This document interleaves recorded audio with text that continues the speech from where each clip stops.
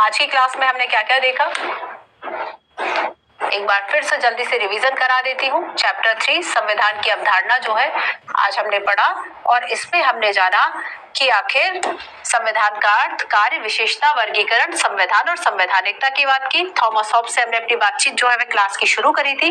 Thomas Hobbes ने पहली बार ऐसी अवधारणा दी थी कि सामाजिक विनियम के लिए, सोसाइटी के रेगुलेशन के लिए कुछ रूल्स होने चाहिए और वो समझौते के रूप में हो।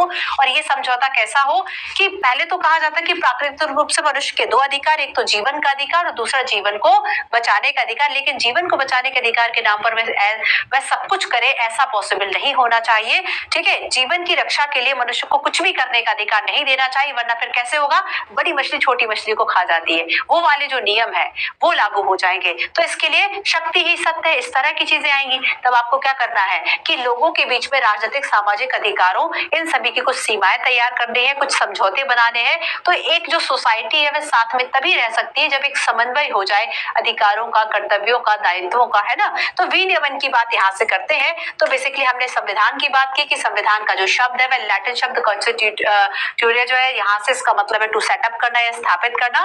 बेसिकली एक ऐसा समूह है जो सरकार की व्यवस्था करे, नागरिकों को अधिकार दे, लोगों के बीच में अधिकारों की बात करे। हमने जाना कि संविधान इसलिए जरूरी है क्योंकि अगर सोसाइटी में डिफरेंट ग्रुप्स के लोग हैं तो इन सभी के बीच में एक मिनिमम कोऑर्डिनेशन बना रहे, इसके लिए संविधान जरूरी होता है। देश की सरकार का गठन करे, लोगों के बीच में तालमेल बनाए, निर्णय निर्माण की शक्ति प्राप्त करे, सरकार की शक्तियां जो है उस पर सीमाएं लगाए, एस्पायरेशंस पूरा करे, सरकार की राष्ट्रीय बुनियादी पहचान निर्धारित करे। और कुछ परिभाषाओं की हमने बात की जिसमें कि वेयर की डेफिनेशन है कि सरकार की पूरी प्रणाली का वर्णन कर दे, उसको हम संविधान कहेंगे। आगे हमने संविधान के कुछ कार्यों की बात की थी कि कार्य क्या होंगे कि जो भी नागरिकों के अधिकार है, राजनीतिक समुदाय की प्रकृति है, सीमाएं है, उन सबको परिभाषित करना, विनियमित करना, ये सारे कार्य। विशेषताओं में हमने देखा बच्चों की संक्षिप्तता, स्पष्टता, निश्चितता, व्यापकता, उपयोगिता, स्थिरता, अनुकूलनशीलता जो है वह होना चाहिए। जब हमने वर्गीकरण की बात की थी तो वर्गीकरण हमने देखा था कि कुछ आधारों पर जो है वह संविधानों का प्रकार तय है कि क्या आधार होगा, है ना, और उस आधार पर क्या उसका प्रकार होगा। तो हमने विकसित और अधिनियमित, हमने लिखित और अलिखित, हमने नम्य और अनम्य, संघीय और एकात्मकता, कार्य विधि परक और निर्देशात्मक संविधानों की बात की। ठीक है, तो ये सारे संविधान हमने देखे कि किस किस तरीके के होंगे। अलग अलग हमने आधारों की बात की कि जब राष्ट्रीय और क्षेत्रीय सरकारों के संबंधों की प्रकृति की बात होगी, इस आधार पर जो संविधान होगा उसको संघीय एकात्मक कहा जाएगा। संशोधन की पद्धति के आधार पर नम्य अनम्य होगा। संविधान में प्रावधानों को शामिल करने के आधार पर लिखित अलिखित होगा। लिखित अलिखित की जब हमने बात की तब हमने बात की थी कि ब्रिटेन का संविधान, है ना, और भारत और अमेरिका का संविधान किस आधार पर बने, दस्तावेजों को शामिल करने के लिए विकसित, अधिनियमित, संघीय एकात्मकता की हमने बात की और हमने कुछ एग्जांपल्स देखे। फिर हमने बात की संवैधानिकता और संवैधानिक सरकार, अर्थ, परिभाषा। अच्छा, एक और आपका पॉइंट बचा है, अर्थ और परिभाषाओं की हमने बात कर ली कि आखिर संवैधानिकता के तत्व क्या होंगे।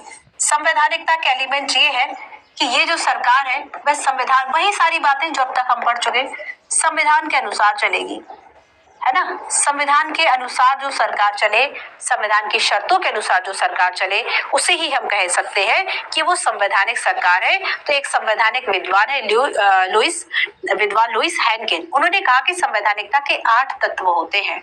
तो जैसे कि लोकप्रिय संप्रभुता है, कानून का शासन है, ये सारी बातें जो संविधान के अनुसार, एक लोकतांत्रिक सरकार होनी चाहिए, शक्तियों का पृथक्करण होना चाहिए, नियंत्रण संतुलन होना चाहिए, स्वतंत्र न्यायपालिका होना चाहिए, सेना का नागरिक नियंत्रण होना चाहिए, कानून और न्यायिक नियंत्रण के द्वारा पुलिस शासित हो और व्यक्तिगत अधिकारों का सम्मान हो। मतलब अगर 8 तत्व जो है इसके बताए गए हैं कि कैसे एक सरकार, संवैधानिक का जो सरकार है वह कहलाएगी। तो इस तरीके से बच्चों, ठीक है, ये सारा जो है हमने यूपीएससी के काफी क्वेश्चंस देखे। ये 2 क्वेश्चन एकदम सीधा 20-21 में आए हुए थे। ठीक है, टेलीग्राम ये आपके लिए मंजूर